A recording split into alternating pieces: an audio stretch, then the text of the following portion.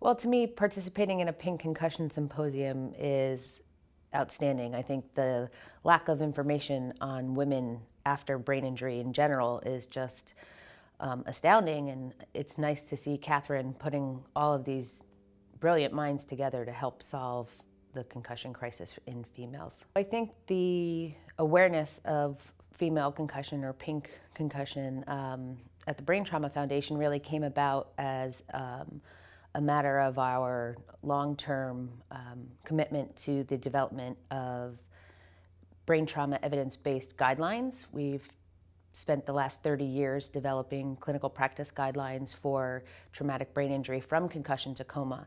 And while we were updating our concussion definition guidelines, realized that there are significant gender differences out there and they needed to be further investigated. I got to present on the role of gender, rest, and exercise in female versus male concussion. And we presented comprehensive meta-analysis based on a systematic review of the literature that's out there, as well as a rapid review on incidence.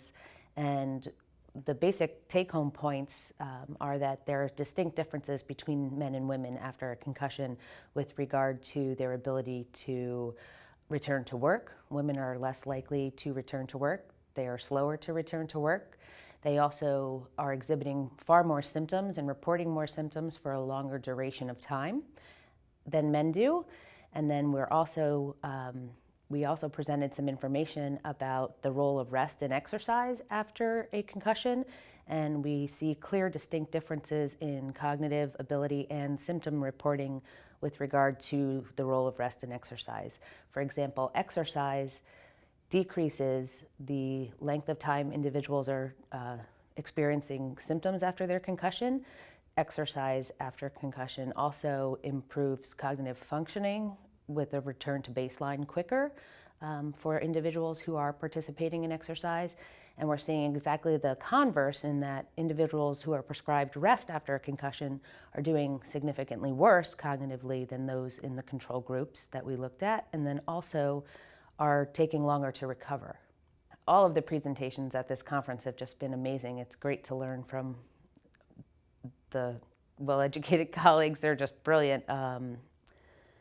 It's nice to see the consistency of all of the themes that are running through the conference, and we had a long discussion this morning about exercise and rest and different viewpoints. I was listening to Cindy Chang's presentation this morning, and it's interesting the themes that go between her return to play and her guidance for individual athletes who experience a concussion, and that tied very well with Dr. Gajar's return to play and functioning after a concussion.